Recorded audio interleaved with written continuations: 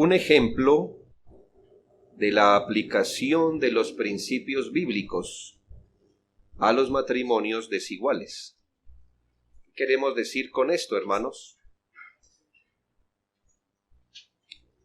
Hemos visto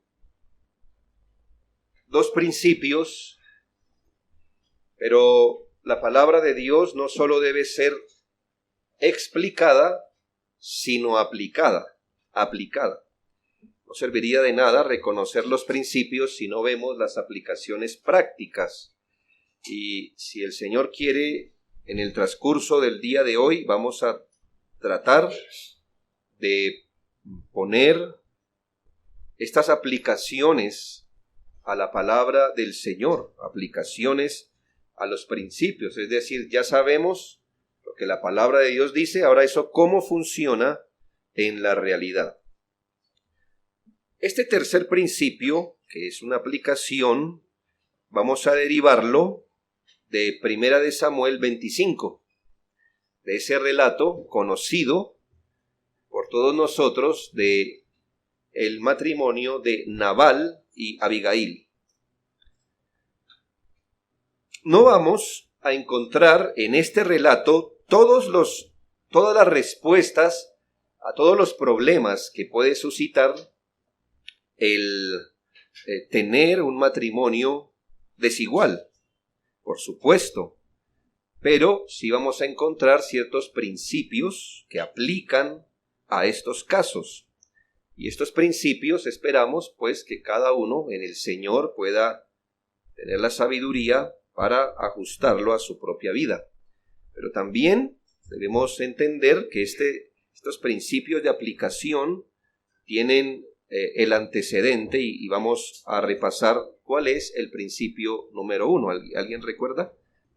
¿Qué decía el principio número 1 que vimos? Hermano. Muy bien. El matrimonio es una institución indisoluble y debe permanecer así en lo posible, porque hay casos. El segundo principio que vimos hace 8 días, ¿cuál fue? Muy bien. ¿Quién más? ¿Qué copiaron? ¿Perdón? ¿Allá atrás alguno? ¿Estuvo en clase? Muy bien. Cada creyente debe esforzarse por ser un creyente fiel, íntegro, como lo entienda, independientemente o a pesar de su cónyuge no creyente.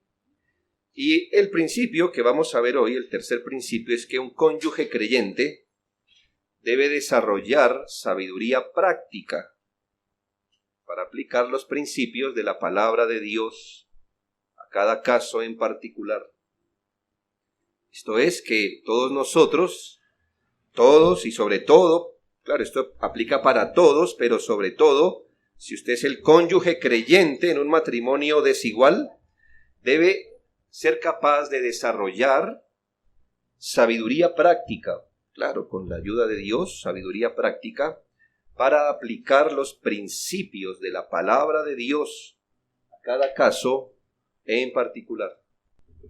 Este principio asume que el creyente, si usted nota, para que él pueda aplicar los principios de la palabra de Dios, se asume que el creyente reconoce los principios. Es decir, ¿usted cómo va a aplicar un principio que no sabe que existe o cuál es el principio? Y por eso, este principio que hoy vemos va de 3 y no de 1. Siempre he insistido, hermanos, que los creyentes deberíamos evitar la tentación de resolver las cosas en el último cuadro. No sé si para usted me entiende la ilustración. Me imagino que usted jugó escalera o cosas así. Que a veces queremos resolver las cosas en el último cuadro. No. Y lo veo porque generalmente las preguntas es, pastor, ¿qué hago? ¿Qué hago? ¿Sí ve dónde usted quiere resolver la cosa? Allí en lo último. ¿Qué hago? Pero ¿qué hago para resolver aquí? ¿Qué hago para resolver? Es decir, deme la clave que si yo la practico, llego a la meta. Bueno, la vida cristiana es un poco más compleja que eso, y para que usted llegue a la meta, usted obviamente tiene que ir atrás, resolver muchas cosas atrás, al nivel de los principios. Entonces si usted trata de resolver las cosas, en el último cuadro va a fracasar. Porque si usted no entiende los principios de la escritura, usted lo que va a hacer es sacar es como cuando usted se vara, ¿verdad? Y algunos nos enseñaron hace algún tiempo que si esta correa se vara, coja una media velada y amárresela y tal, ¿me hago entender? Así échale un huevo al radiador, no sé qué tantas cosas. Y hermanos, así muchos creyentes viven su vida cristiana. Dígame rápido, ¿qué hay que hacer? Porque es que se me presentó esto y generalmente las soluciones no van por ahí. Le toca retroceder. Hemos hablado con los padres. Algunos padres quieren resolver el asunto de sus hijos inquietos en culto el domingo. Mis hermanos, si usted no hace nada los 6 días anteriores, usted va a fracasar el domingo. Usted puede quebrar a su hijo con vara el domingo. Usted debe entender el principios, y debe evitar la tentación de resolver las cosas en el último cuadro. Los creyentes oramos porque Dios nos dé sabiduría para que resolver las providencias y los conflictos de un matrimonio desigual, y esperamos que el Señor nos conceda habilidad e inteligencia, aun cuando no saben lo que Dios dice de tal o cual asunto.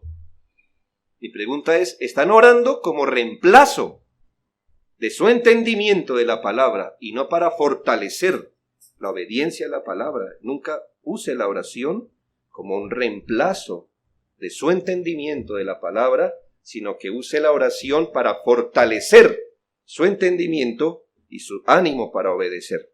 Es como el estudiante que ora a Dios, Dios, dame sabiduría para pasar este examen de una clase a la que no fue, de unas notas que no entendió ni estudió. ¿El que quiere? Un milagro, pero un milagro que apoye su pecado. Dios no hace eso.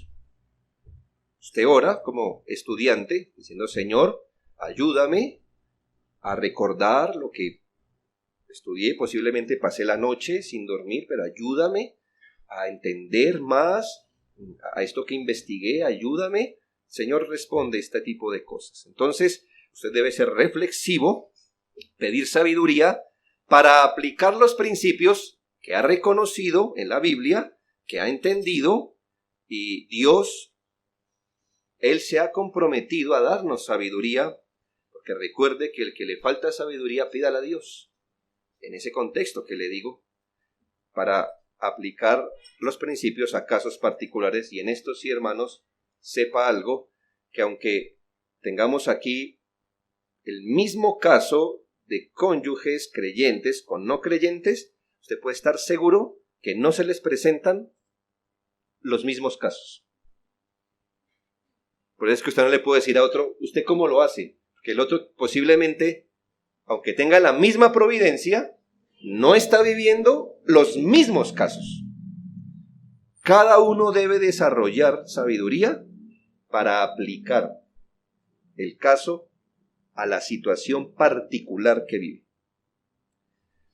Quiero brevemente y ojalá rápidamente, en primera medida, dar las descripciones que la Escritura nos da de nuestros personajes, Nabal y Abigail. La descripción que la Escritura nos da de los personajes. La palabra de Dios en el relato de Nabal y Abigail nos da aquella descripción donde sí, en efecto, vemos que estamos delante del tema de un cónyuge no creyente, y no solo no creyente, sino con varios asuntos complicados en su carácter. Quizás un hombre que está manifestando los frutos de una vida sin Dios, sin ley, gobernado por sus deseos, como muchos maridos pueden, o esposas también, pueden llegar a ser, y Abigail, el caso de la mujer creyente. ¿Cómo se describe a Nabal en primera libro de Samuel 25? Primero Nabal, cuyo nombre significa insensato o tonto. insensato o tonto. La palabra de Dios describe a Nabal primero como un hombre rico, en el versículo 2, y en Maón había un hombre que tenía su hacienda en Carmel, el cual era muy rico, y tenía 3,000 ovejas y 1,000 cabras, y aconteció que estaba esquilando sus ovejas en Carmel. Lo describe entonces como un hombre pudiente, y le iba bien, porque si estaba esquilando ovejas fue porque las ovejas produjeron lo que él esperaba que produjera. En el versículo 3, Nabal es descrito como era un hombre duro y de malas obras. Si hay una mezcla tan peligrosa como el alcohol y la gasolina, es un hombre rico y duro y de malas obras. ¿Ve? También la palabra de Dios nos dice que era un hombre injusto y mezquino. Injusto y mezquino, versículos 10 y 11. Cuando David manda a pedir algo, Nabal le respondió, y le debo decir por qué llegamos aquí. El que no conoce el relato, debo decirle que Nabal era un hombre rico, tenía muchas ovejas, y antiguamente había como un contrato sin palabras. ¿Qué hizo David? David, que vivía en los desiertos, porque estaba huyendo de Saúl, tenía que vivir de algo, ¿no? Y entonces, con su grupo, con su pandilla, que en su momento era una pandilla, usted sabe quién formó la compañía de David, ¿no? Los que debían, los deprimidos, los marginados, esa era la pandilla de David. Pero le prestaban un servicio. En esa época, como usted puede ver en muchos relatos bíblicos, venían bandas de merodeadores, esperaban que usted, el tiempo de la cosecha, esperaban que usted recogiera la cosecha y luego la robaban. Como le pasó en tiempos de Gedeón, como pasaba en esos tiempos, esperaban el tiempo en que las ovejas estuvieran grandes, espere que las esquilen, que nos hagan el favor completo, y después de eso venían. ¿Qué pasa? Que había un contrato implícito. Por ejemplo, David dijo, yo les voy a prestar cierto servicio, como el señor que le cuida el carro aquí. Y usted no ha hecho un contrato, usted dice, está bien. Cuando David le manda a pedir, no dice, deme un salario, porque él sabe que él no es empleado, sino, deme lo que tenga en la mano, es decir, reconózcame algo. Así que cuando David manda a pedir como, bueno, yo le he cuidado, y Nabal sabía esto, Nabal sabía que David estaba en eso por mucho tiempo. Si él no hubiera estado de acuerdo, ¿qué le dice a David? Ay, como usted le dice, ay, muchas gracias, no me limpie el vidrio, ¿verdad? Usted dice, ay, no, muchas gracias. No, gracias, David. Yo mismo tengo mi forma de lidiar. Pero él, Nabal, fue injusto. ¿Por qué? Porque dejó que él trabajara y a la hora de reconocerle algo dijo, yo no le mandé a usted. ¿Ya? Por eso era un hombre injusto y mezquino. Y mire lo que dice versículos 10 y 11. Nabal respondió a los jóvenes enviados por David y dijo, ¿quién es David y quién es el hijo de Isaí? Muchos siervos hay hoy que huyen de sus señores. Eso fue una ofensa, porque él sabía que David estaba huyendo de Saúl, pero se la puso de una forma ofensiva. No fue que él huyera de rebelde, él estaba huyendo para salvar la vida, pero así lo ofendió. ¿He de tomar ahora yo mi pan, mi agua y la carne que he preparado para mis esquiladores y darla a hombres que no sé de dónde son? Si usted considera el mismo testimonio de los empleados de Nabal, en el versículo 15 y 16 verá la injusticia. Ellos mismos dicen, aquellos hombres han sido muy buenos con nosotros, nunca nos trataron mal, ni nos faltó nada en todo el tiempo que anduvimos con ellos cuando estábamos en el campo. Muro fueron para nosotros de día y de noche todos los días que hemos estado con ellos apacentando las ovejas. Así que este hombre pagó mal por un bien que se le hizo, y ahí usted ve que era injusto y mezquino. También dice la palabra, hermanos, en el versículo 17, que Nabal era perverso e intransigente. La palabra perverso que usa en esos versículos, versículo 17, literalmente es hijo de Belial. Literalmente le dice que Nabal era hijo del diablo. Hijo del diablo. ¿Por qué? Por su conducta. Dice, ahora pues, versículo 17, reflexiona y ve lo que has de hacer, porque el mal está ya resuelto contra nuestro amo y contra toda su casa, pues él, Nabal, es un hombre tan perverso, hijo de Belial, que no hay quien pueda hablarle. Por eso intransigente. No se le puede hablar. Hay gente que no se le puede hablar literalmente. Luego de nuevo se dice en el versículo 25 que era hijo de Belial o perverso. Dice Abigail a David: no haga caso ahora mi señor de ese hombre perverso, hijo de Belial, Nabal, porque conforme a su nombre así es. Él se llama Nabal y la insensatez está con él, mas yo tu sierva no vi a los jóvenes que enviaste. Finalmente Nabal se nos presenta como un hombre disoluto y ostentoso. Versículo 36. ¿Por qué disoluto y ostentoso? Bueno, quien se embriaga es disoluto. Y ostentoso, porque dice el versículo, y Abigail volvió a Nabal, y aquí que él tenía banquete en su casa como banquete de rey. Él no era un rey. Pero usted sabe cómo son, ¿verdad? Que sufre de codicia, pues tiene que... A veces ni los reyes hacen las cosas que los codiciosos hacen, ¿verdad? Y además dice, y el corazón de Nabal estaba alegre y estaba completamente ebrio. Así que por ponerlo en términos coloquiales nuestros, él no estaba ni entonado, pero estaba completamente ebrio. Un hombre disoluto y ostentoso. A este hombre le ajusta muy bien la descripción neotestamentaria, que era un individuo siguiendo la corriente de este mundo, conforme al príncipe de la potestad del aire, el espíritu que ahora opera en los hijos de desobediencia, en los deseos de su carne, haciendo la voluntad de su carne y de sus pensamientos, y por naturaleza hijo de ira.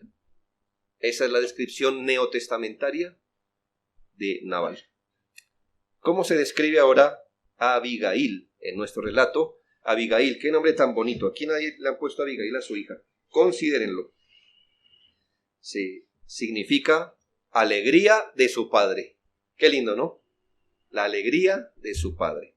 Y se nos ofrece una descripción de ella. ¿Cómo se describe a Abigail? Bueno, el nombre hoy no significa que usted sea lo que dice el nombre, ¿no? Usted puede ser Abigail y puede ser dura. Y ser la tristeza de su padre. Imagínese ser la tristeza del papá o la mamá de uno. Terrible, ¿no? Es una carga dura de llevar. Que el papá le pueda pensar de uno. Tal vez nunca se lo diga. No hallo alegría en usted. Qué feo. Pero no Abigail.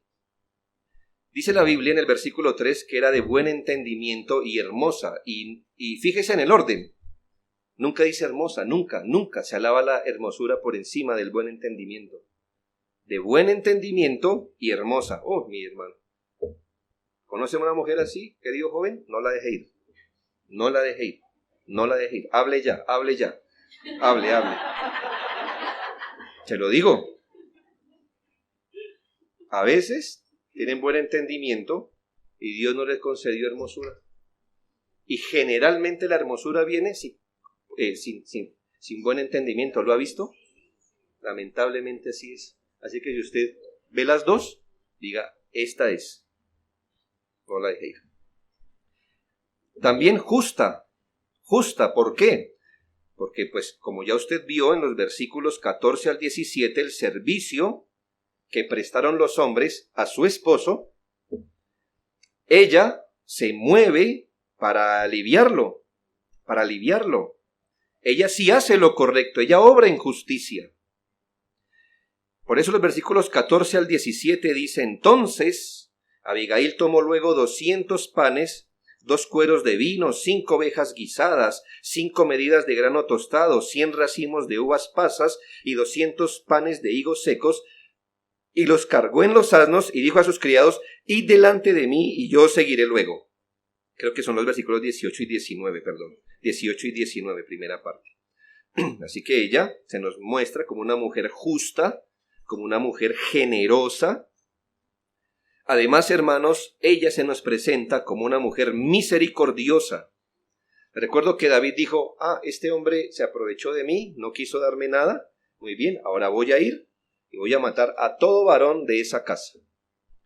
Todos creemos que aquí David no juzgó correctamente. David se dejó llevar por sus emociones, por sus pasiones, por una venganza carnal, e iba a asesinar hasta hombres inocentes, porque ¿quién lo desafió? Fue Nabal, no los esquiladores, ni siquiera los siervos de él. Y ella fue misericordiosa porque se movió, ¿para qué? Para proteger a los hombres inocentes y aún, hermanos, para proteger a su esposo, ¿verdad? Versículo 19b. Y dijo a sus criados: id delante de mí, yo seguiré luego. Y nada declaró a su marido Nabal. Era obvio. Después vamos a ir sobre esto. Pero ¿por qué no se lo declaró a su marido Nabal? Bueno, ya para este momento estaba borracho. Y si sano, no tenía buen juicio. ¿Borracho? Hermanos, esta mujer se movió adecuadamente. Igualmente como una mujer humilde. Te recuerdo que era esposa de un hombre muy rico. Y en el versículo 23 y 24 dice: y cuando Abigail vio a David, se bajó prontamente del asno y postrándose sobre su rostro delante de David, se inclinó a tierra y se echó a sus pies. Una mujer humilde de corazón. Muy bien, Abigail. Esta mujer era entendida en la palabra de Dios. Y cuando usted lee, hermano, la forma como ella persuade a David, se da cuenta que esta mujer realmente tenía buen entendimiento de la palabra de Dios a David. Dios le había hablado a David de qué iba a ser él, ¿verdad? Pero usted sabe la historia. David ya sabía que él iba a ser rey. Y escuche esta argumentación. Esta mujer hubiera podido ser muy buena abogada en este tiempo. Dice: yo te ruego que perdones a tu sierva esta ofensa, pues Jehová de cierto hará casa estable a mi señor. Ella sabía quién iba a ser David más adelante. Por cuanto mi señor pelea las batallas de Jehová, y mal no se ha hallado en ti en tus días. Estoy en los versículos 28 al 31. Aunque alguien se haya levantado para perseguirte y atentar contra tu vida, veladamente, ¿de quién está hablando? De Saúl, muy bien, que lo estaba persiguiendo. Aunque alguien se haya levantado para perseguirte y atentar contra tu vida, con todo, la vida de mi Señor será ligada en el haz de los que viven delante de Jehová tu Dios. Es decir, yo sé que tú serás rey, que tú tendrás casa estable, que aunque te persigan, Dios te vindicará.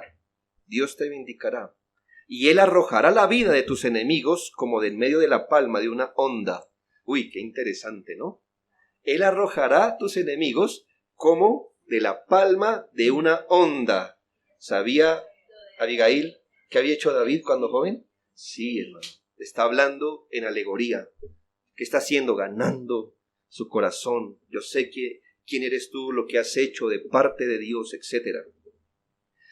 Y acontecerá que cuando Jehová haga con mi Señor conforme a todo el bien que ha hablado de ti y te establezca por príncipe sobre Israel, entonces, Señor mío, no tendrás motivo, ni pena, ni remordimiento por haber derramado sangre sin causa o por haberte vengado por ti mismo. Guárdese pues mi Señor, y cuando Jehová haga bien a mi Señor, acuérdate de tu sierva. Una mujer muy prudente también se nos describe en versículo 36. ¿Por qué? Muy prudente. Dice: y Abigail volvió a Nabal, y he aquí que él tenía banquete en su casa como banquete de rey, y el corazón de Nabal estaba alegre y estaba completamente ebrio, por lo cual ella no le declaró cosa alguna hasta el día siguiente. Este hombre no estaba en condiciones ni de tomar decisiones estando ebrio, ni... Y ella tuvo qué compasión, ¿no? Imagínese borracho diciéndole: le acabo de salvar la vida a usted. Pudo haberlo hecho, ¿no? Y gana, porque estaba moralmente más arriba. Mujer prudente, dijo: yo espero que se le pase. Eso es prudencia, hermanos, prudencia. Encuentro una mujer como Abigail, no la deje ir nunca, nunca. Abigail es aquella mujer que se describe, tipo de esta mujer, como en Proverbios 31. ¿Quién hallará esa mujer virtuosa? Dice: el corazón de su marido está en ella confiado. ¿No? ¿No lo podría decir Nabal? y no carecerá de ganancias. Le da ella bien y no mal todos los días de su vida. Esa es una descripción de Abigail. Engañosa es la gracia y vana la hermosura. La mujer que teme a Jehová, esa será alabada. Alábenla en las puertas sus hechos. Esa mujer, ¿por qué es recordada? Por esto, hermano, por los hechos que hizo. Ahora, segundo, después de ambientarlo, por favor, ahora mire los principios que derivamos de Abigail en su trato con Nabal. Es aquí cuando la flecha sale, despedida a nuestros corazones. ¿Recuerda qué dice el principio 3 que estamos estudiando? Bueno, se lo recuerdo. Un cónyuge creyente debe desarrollar sabiduría práctica para aplicar los principios de la palabra de Dios a cada caso en particular. Y esto es lo que vemos con Abigail. Primero, ¿qué principios vemos prácticos? Primero, una mujer creyente bajo la providencia de un matrimonio desigual. Eso colóqueselo a todos el encabezado, ¿sí? Para que no tenga que repetir todo eso. Una mujer creyente, bajo la providencia del matrimonio desigual, no hace nada en contradicción a su condición de mujer ni a su rol particular. Una mujer o un hombre, pero estamos hablando aquí de la mujer, no hace nada en contradicción ni a su condición de mujer ni a su rol particular. Aunque vemos cómo Abigail actuó valerosamente, no podemos decir que en algún punto quebrantó su ser de mujer como ayuda, ni quebrantó su rol de sujeción o subordinación a su marido. Su pensar, su actuar, su hablar fueron en consonancia con lo que se espera de una mujer que entiende que es una mujer, qué es una mujer, qué hace una mujer, cuál es el rol de la mujer. Y en un contexto donde la insensatez de su marido pudo haberles costado la vida a todos los varones de su casa, ni siquiera bajo esta circunstancia Abigail fue llevada a actuar por fuera de lo que se espera de una mujer, ni a actuar por fuera de su rol. Abigail nunca fue llevada, por ejemplo, a faltarle el respeto a su esposo porque él era insensato. No fue llevada a insubordinarse a su esposo ni porque él fuera insensato. ¿Sí ve? Mantuvo su feminidad y su rol. Algunas mujeres intuyen, mujeres cristianas, que su providencia particular de vivir con un hombre insensato les da derecho o les ofrece un salvoconducto de abandonar su posición como mujeres y salirse de su rol. Pasan la línea de un lado a otro dependiendo del caso que se les presente. Mujeres cristianas hacen esto todo el tiempo si les es necesario, bajo cosas que bajo otras circunstancias nunca harían. Mujeres creyentes razonan: ya que mi marido no hace esto, lo haré yo. Ya que mi esposo no dice esto, alguien debe hacerlo en este hogar. Y toman el mando, toman la vocería, toman el papel de instructoras, gobernadoras, proveedoras y más. Ah, como mi esposo no lo hace, entonces aquí alguien tiene que ser líder. Son ellas. Abigail no lo hizo. Nunca traicionó que es una mujer, para que fue creada una mujer, qué rol cumplen allí. Otra cosa es que el marido le hubiera mandado a hacer cosas, ¿verdad? Que a ellas no les gusta, ¿está bien?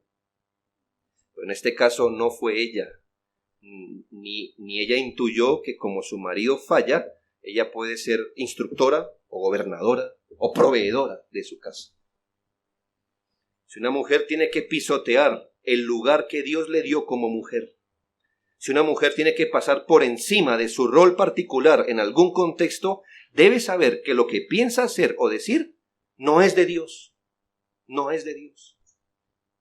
Lo que no gane honrando su ser de mujer, lo que no gane honrando su rol, no lo va a ganar por la carne. Aunque aparentemente parezca, pero no lo va a ganar, no lo va a ganar. Tenga eso ahí, no lo lleve más allá de donde lo estoy llevando, porque ahorita voy a dar un principio que usted dice, ¿al fin qué? No, pero déjelo ahí, ¿me hago entender? Es decir, hermana, no se convierte en un hombre porque su esposo no es suficientemente hombre. ¿Ya? Si su esposo no es suficientemente proveedor, no se convierta en la proveedora, ayúdelo a ser el proveedor que él debe ser. ¿Ya? Cosas así. Segundo, una mujer creyente bajo la providencia de un matrimonio desigual, que no tiene que copiar todo eso porque ya le dije que lo pusiera como encabezado en todo, no maneja un mal concepto de la sujeción. Escuche, no maneja un mal concepto de la sujeción. Parece maravilloso lo que hizo Abigail y lo que las hermanas pueden ser habilitadas a hacer, entregadas al Señor. Vemos a Abigail aparentemente contradiciendo las disposiciones de su marido, ¿sí o no? Aparentemente. ¿Por qué? Porque su esposo dijo, no le daré nada a David. ¿Y qué hizo Abigail? Fue y le dio a David. Pero hermanos, no, hay que juzgar justamente. Eso es aparentemente. Si bien Nabal se negó a darle a David, eso es cierto, piense cronológicamente. Le vienen a pedir a David, a Nabal ayuda. Él dice no. Cuando se van los mensajeros, y David dice, ya voy para allá, va el mensajero primero ¿y a quién se dirige? A Abigail. ¿Por qué? Porque ni a Nabal se le podía hablar, y segundo, estaba ebrio. ¿Nota el contexto? Contexto es todo. Así que no es este episodio para decir, mire, ella también tomó sus decisiones.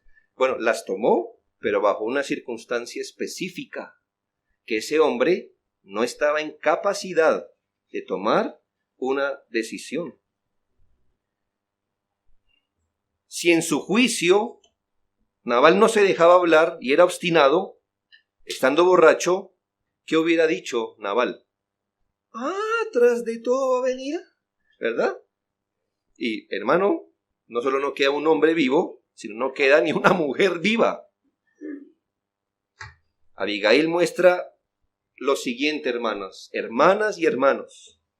Abigail muestra que sujeción no es anular el raciocinio, abandonar el sentido común, actuar en pasividad indolente bajo el pretexto de sujeción al marido. Escuche bien.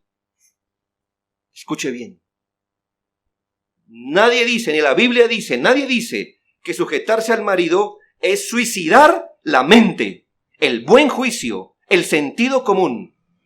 Muchas mujeres piensan, sujeción significa que el marido va a pensar por los dos. Punto. Piensan que no pueden pensar, que no deben pensar, que deben ejecutar, colgar en la horca el sentido común. No, porque le he aclarado que la sujeción es en el Señor. Y que yo sepa, hermanos, el Señor cuando venimos a Él no nos dice, deje su razón en la puerta. Es decir, no use el cerebro, ¿para qué? Estamos en el cristianismo.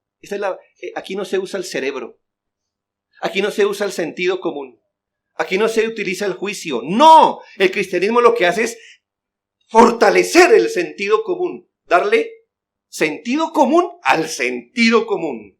Es fortalecer el raciocinio, es fortalecer el entendimiento, es darle buen juicio al individuo, lo fortalece, no lo anula.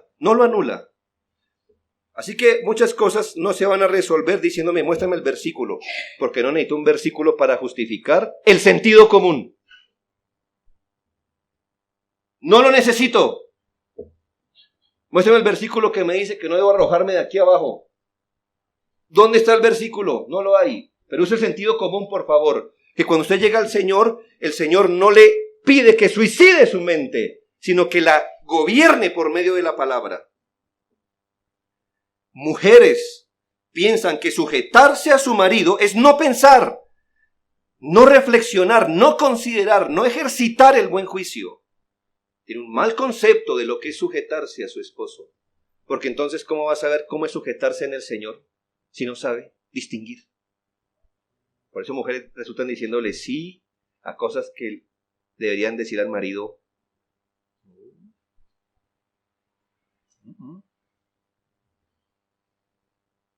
Y diciéndole al marido no, cuando deberían decirle sí.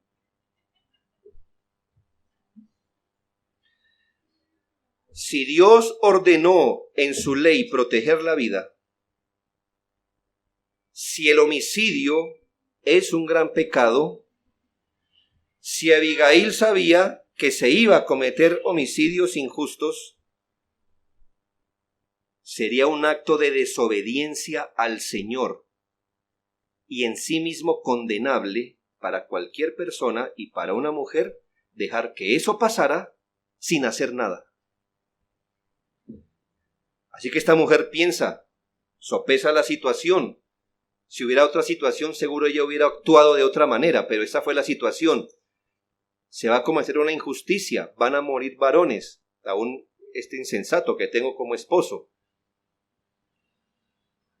Tenemos que proteger la vida. Y mi esposo no está en capacidad de buen juicio. Así que aquí la vida va a prevalecer. En el contexto, note cómo usa el buen juicio y procurar los mayores intereses de los suyos. Hermanas, este concepto facilista y no bíblico de pasividad, mente en blanco, indolencia de muchas mujeres, escondido bajo sujeción, no es bíblico, mucho menos en los asuntos de vida y muerte. Le pregunto, hermana, si la puerta de la entrada de su casa se daña en ausencia de su marido y no se puede comunicar con él por una semana, ¿usted la deja así hasta que él venga y diga qué hacer? ¿Verdad que no? ¿Cómo usted actúa? Mi marido haría esto, ¿verdad?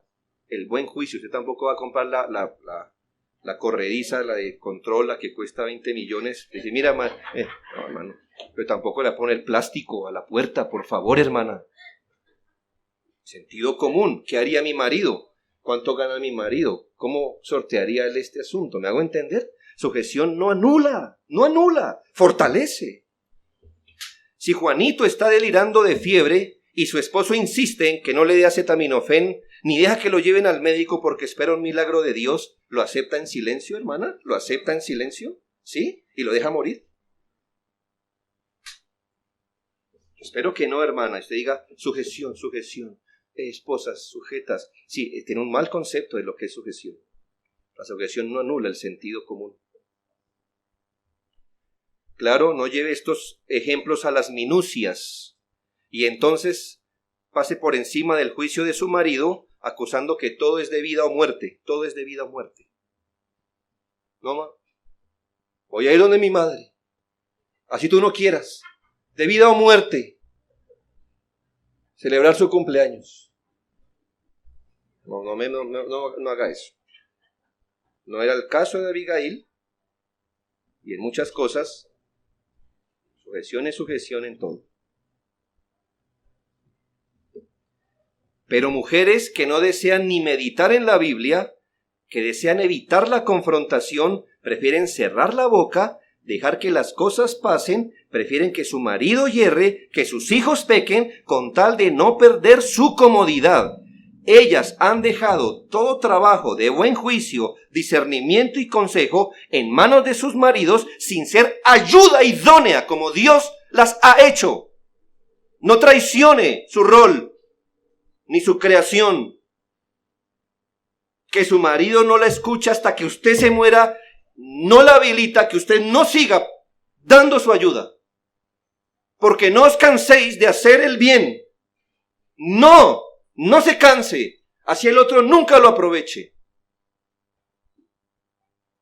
Porque como hemos visto en principio, usted nunca debe amarrar su fe al hombre. Usted debe hacer lo que debe hacer. tenga conceptos correctos de la sujeción para no pecar. Tercero, una mujer creyente bajo la providencia de un matrimonio desigual está obligada a buscar el mejor fundamento bíblico a la hora de actuar. Sí, hermana, es usted la que está obligada a buscar el mejor fundamento bíblico a la hora de actuar. Entonces usted dice, no, yo como no pienso, entonces y ni medito, que el pastor medite por mí, que el pastor lea por mí, que el pastor ore por mí. No, yo le puedo ayudar a usted, pero yo no le puedo hacer a usted la tarea. Es su caso, es su providencia. El primero que se debe mover es usted, con juicio en el Señor. Somos guías del rebaño, pero no somos el cerebro por el que piensa todo el rebaño.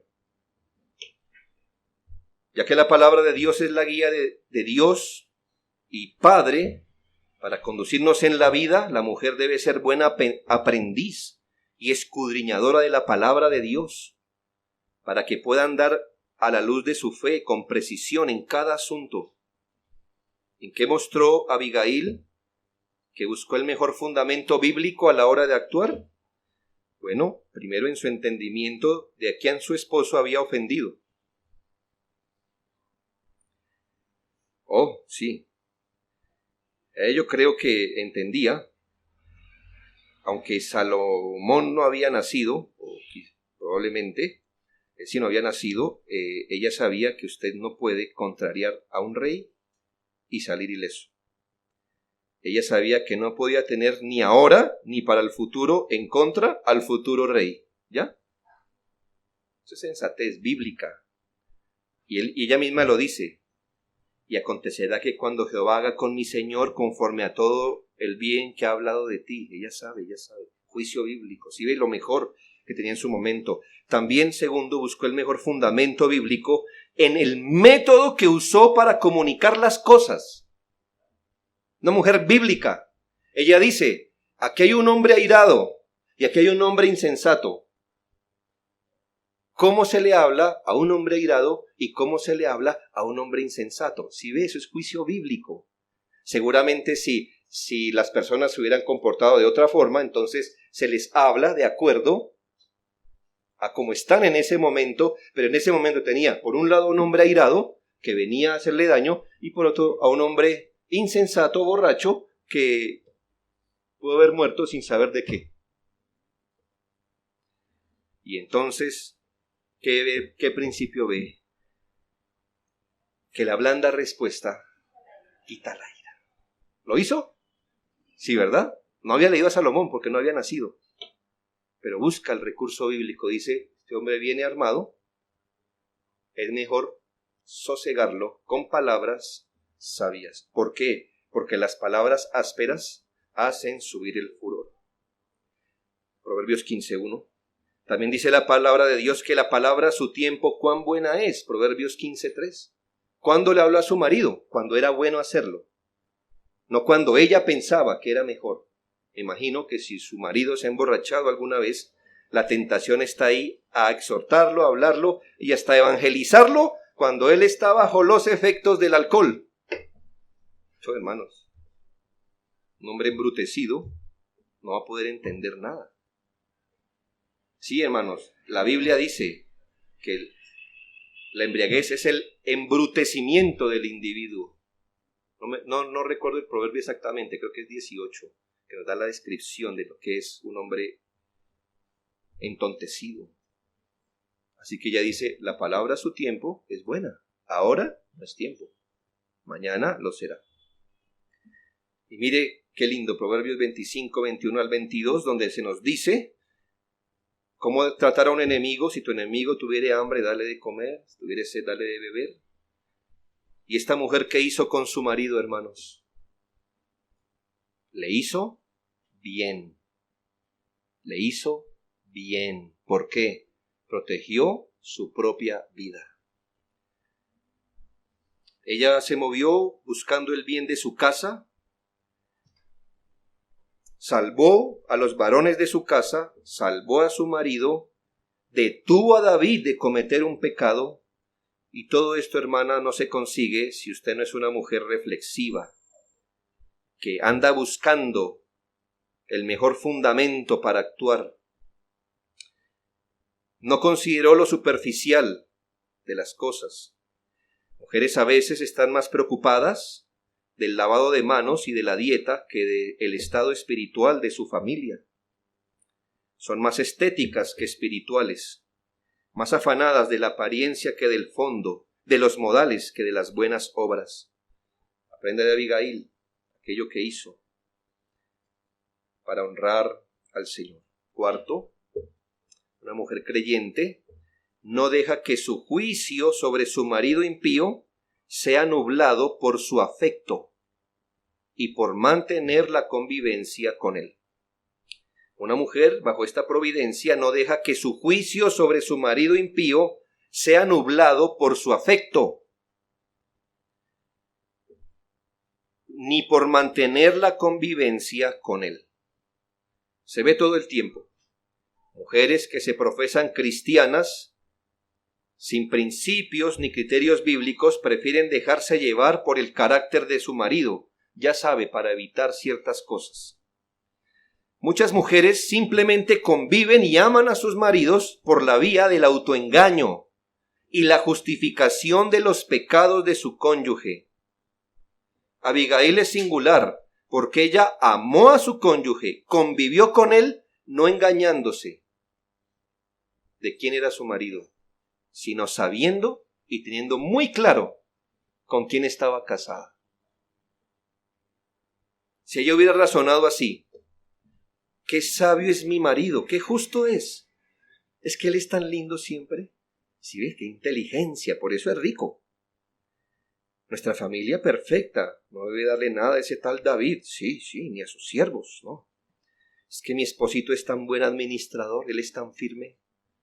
Mujeres viven así, hermanas, engañándose.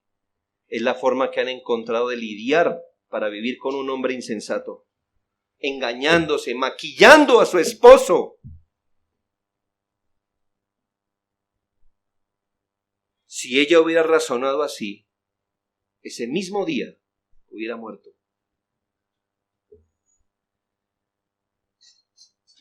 Sin embargo, ni Abigail se acostumbró a las maneras de su esposo, ni las imitó, ni las justificó. Ella sabía muy bien quién era su esposo. Así que su amor y convivencia son más significativos porque no vivía engañada de su esposo ni justificándole sus pecados, sino que su amor y convivencia fue sabiendo con quién estaba casada. Mujeres orgullosas que desean que otros piensen de su matrimonio como ideal, que siempre desean quedar bien, maquillan a sus esposos en su propia mente, nublan su juicio, prefieren vivir en una dulce mentira que en la fría verdad. Si así vive una mujer, ¿por qué buscaría la conversión de su esposo si su esposo es lo más de bueno, perfecto, generoso, detallista? ¿Por qué buscaría la conversión de él? Claro, no se trata de exponer a su esposo cada tanto, ni reconocerle, ni dejar de reconocer lo que por gracia común él puede hacer y ser. De eso no se trata, pero ¿por qué ese orgullo que no mostró Abigail de decir, sí, yo sé que vivo con un hombre insensato, duro, rebelde? Quinto, una mujer creyente bajo esta providencia de un matrimonio desigual tampoco se desliga de su marido, sino que asume solidariamente las consecuencias de sus desaciertos. Esto sí tiene que copiarlo bien. Que no se desliga de su marido, sino que asume solidariamente las consecuencias de los desaciertos de él. Tiene que ponerle consecuencias, porque no quiero que su frase diga que ella asume los desaciertos de él. No. Ella asume las consecuencias de sus desaciertos. Note el balance. Note el balance. Ella no está diciéndole a David, pero ¿por qué te enojas con mi esposo? Un hombre sabio, buen administrador, que es tan bello, es tan detallista. Si tú supieras. No. Ella le dice, no se enoje el Señor con Nabal, es que su nombre es insensato, él es un hijo de Belial. Sí, yo lo sé.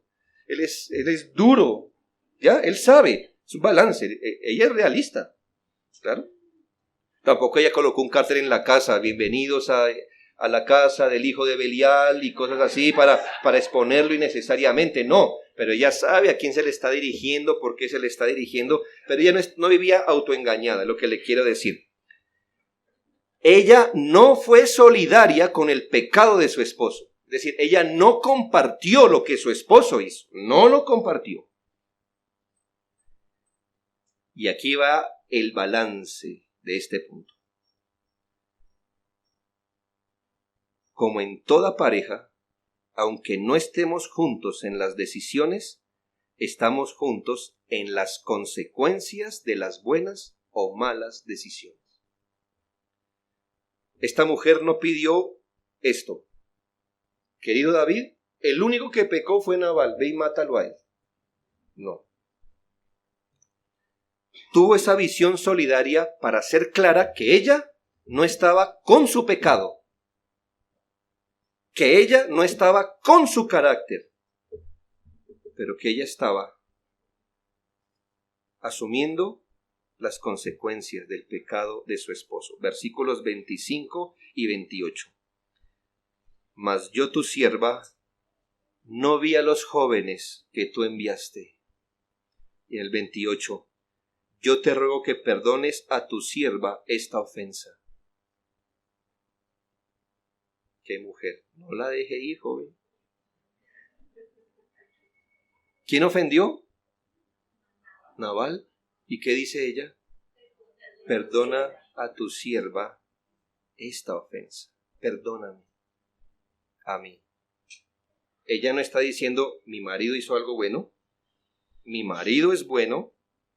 Ella está diciendo, en las consecuencias, si me vas a perdonar a mí, perdónalo a él.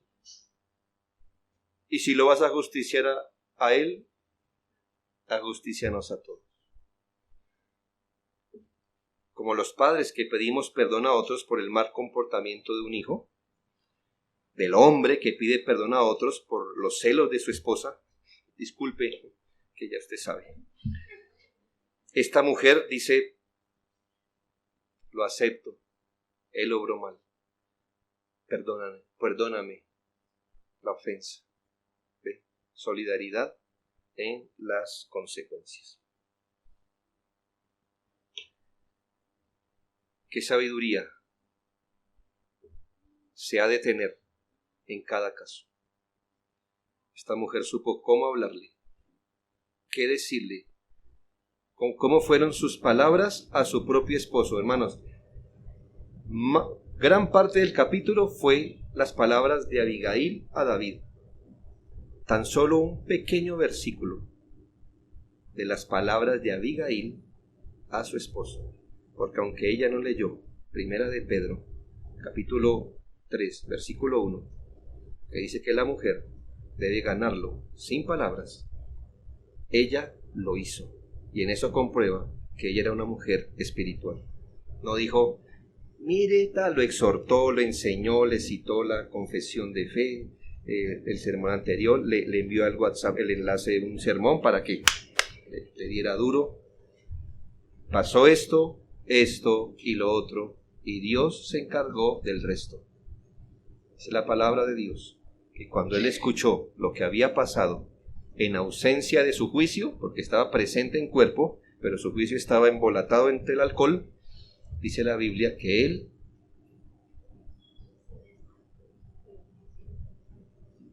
le dio un shock y a la semana murió. No razón, hermana, no aplique eso, no diga, bueno, yo hago eso, te queda una semana, estoy orando. No. Lo que le quiero decir, hermanos, es que creo que no tenía que ver con Abigail, con Nabal versus Abigail, tenía que ver con Nabal versus David. ¿Por qué? Que David era el hombre que iba a tipificar el reinado perfecto de Cristo. Y la Biblia dice que todos los enemigos de Cristo perecerán. tenga aquí una figura. Así que no la aplique en el matrimonio. No tenía que ver Nabal y Abigail. Tenía que ver Nabal con David, porque David es figura de Cristo. Tenía que ver con eso. Dios se encargó de eso. Si alguno es falto de sabiduría, pídala a Dios, en el contexto de escudriñar las Escrituras, y el cual le dará a cada uno abundantemente y sin reproche. Son las cosas que Dios no dice, ¿usted por qué me está pidiendo eso? O no me pida tanto de eso. No. Él la dará abundantemente y sin reproche. Oremos.